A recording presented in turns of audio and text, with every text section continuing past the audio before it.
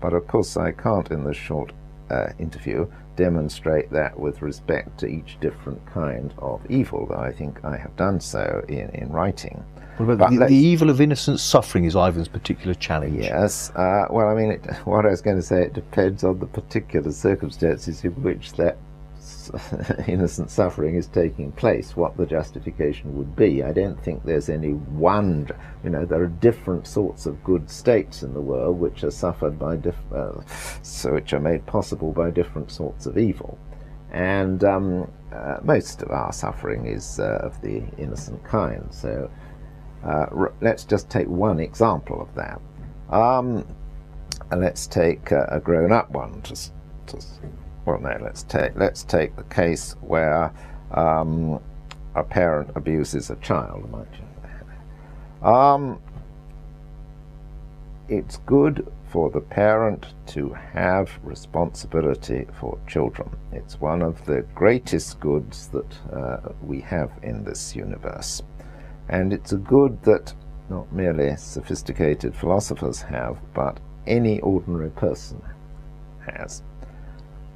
That the whole future of a child, whether he grows up happy, well educated, well fed, depends on the parents. And this is a very, very great good.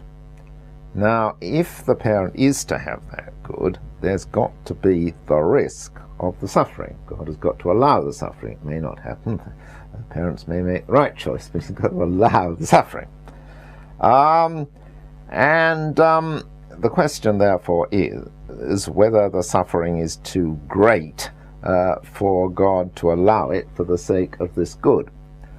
And after all, I'll come back to that point in a minute, but after all, as human parents, we often allow our children to suffer for the sake of a greater good. We take the child to the dentist even though it's going to be an unpleasant 10 minutes for it, for the sake of the child's health. But of course, it's logic.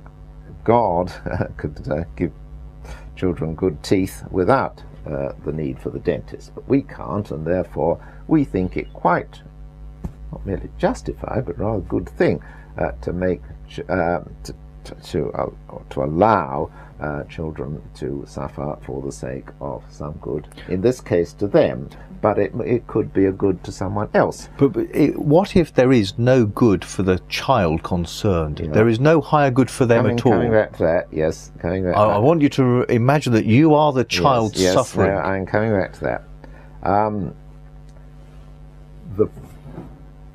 Let's just take a human example to start with. I may send my daughter to a neighborhood school which she doesn't like. It won't do her any good at all, but it will do community relations good. It's normally thought that so long as I don't, as it were, send, so long as the suffering is not too awful, I'm justified in doing this. And why am I justified in doing this? Well, I'm justified in doing this because I'm her parent. I'm the source of so much good to her that I can take back some. And you remember my 4 conditions earlier. The first was that the evil should be necessary for some good. The evil of the child's suffering in our example is necessary for the good, among other things, of the parent having this enormous responsibility. And given that the parent has free will, the second condition is satisfied. The parent does have this responsibility. Now, the third condition is that the parent, or in my example, God, has the right to do this.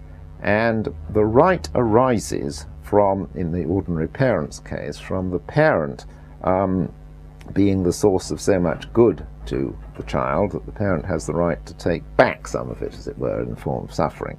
Now, if that's right, then God, who's so much more the source of so much good to us, has the right to make us suffer quite a bit, not for our own good, but for somebody else's good. And that is the case here. He gives the child life. The child will eventually grow up.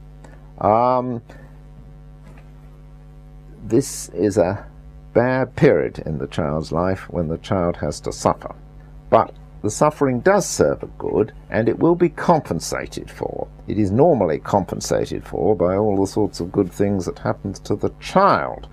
But there are cases, I agree, where it may not be compensated for on this earth, in which case it has to be compensated for by life, a certain sort of right sort of life after death. It must be compensated for in the whole of the child's life, be it on this earth or be it after earth, and God clearly can do that. So if it's not on this earth, there may be no soul making involved here and now, nothing beneficial for the individual child, and there has been, quite importantly and significantly, no consent. The child has not agreed, the child has not asked to be coming to this world, and the child has not consented to encourage others to grow through their suffering. Does that trouble you? Well, I say, if God is going to give the child a life that is good on balance, God, as the source of that on balance good life, has the right to take some of it back so long as it remains on balance a good life, for the sake of some good. And there's no reason why, as it were, the suffering has to occur only after some good has occurred. After all, we might do an operation on a fetus these days for the benefit of some other fetus, and we don't think that's a bad thing to do so long as we give the fetus eventually a good and happy life as parents.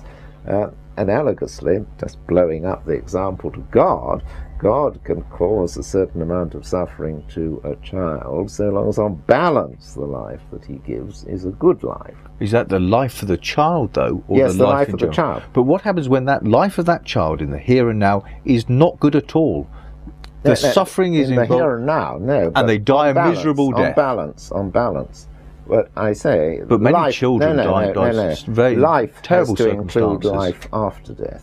That's crucial for your approach. Yes, there must be life after death. Yes, if there are children, people whose life is on balance bad, then God has to make it on balance good, and that in virtue of his being the source of goodness justifies in allowing the child to suffer a certain amount, so long as that suffering serves a good purpose, not for the child but for somebody else. But we've been calculating, I don't think too many lives are in that situation actually, where they need a compensation after death. Globally, are you not in danger of being a type of Western theodicy here? I tell you why. The Sudan in our recent pictures on television? I'll tell you why. You are estimating the goodness of a life in terms of experience, whether I like it, whether I don't. And that is not only, there are other factors. I'm intrigued as to what else you would assess the happiness or worthwhile of a life. Worthwhile. Happiness is having happen to you what you want to have happen. And certain lives may be unhappy, but it doesn't follow from that they're not good lives. Now let's take some examples. Yes, that's a crucial distinction, one which troubles me at the moment. So. I'll give you to start with, of course, the example that I give at the end of that book you've got there is that of God, the parable.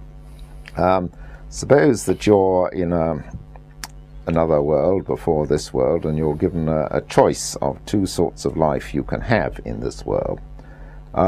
It's going to be a short life of only a few minutes, but there are two possibilities. One is that you will have a very great pleasure all by yourself, the sort of pleasure that I'm told people get from taking heroin. The alternative is that it will be a life of pain. It will be a life of childbirth. But it will have a consequence of giving rise to a child, a further child who will be happy. You won't know that it has that consequence at that time, so you will be unhappy, but your life will be greatly worthwhile because of the good which comes from it. Now, suppose before these experiences you're given the choice of which ones you want.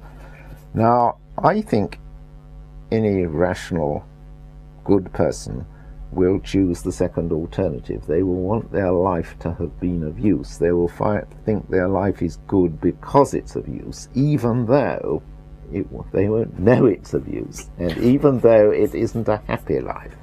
But surely with the mother, the analogy, because it's the switch of the analogy there that I want to question. The mother who's giving birth to a child, it's painful and intense. The body can withstand, etc., and that may have been designed by God, etc. But at the end of the day, once the baby is born, a relationship is established, a good has clearly come from it.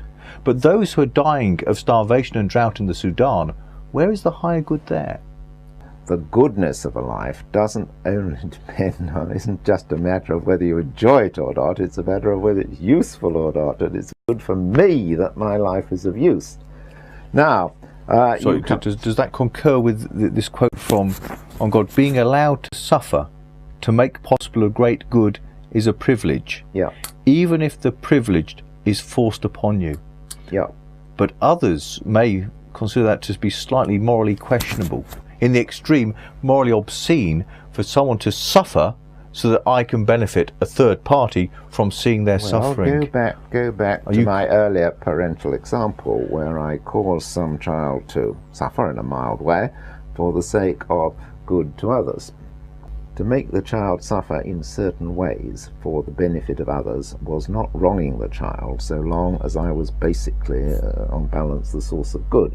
And then you must just blow that example up in the God case. If that's right for a human parent whose ability to benefit their own children is a gift from God, and God is the source of all the good, for directly or indirectly, for all of our lives and so on, totally that, then he surely has a great deal more right to make us suffer, so long as, on balance, he provides a life that is good, remembering on balance includes life after death. Now, but I was making the point that we mustn't automatically assume that lives which look to us, when we don't take into account the great good of being of use, lives which look to us on balance bad, aren't necessarily on balance bad when you take that into account.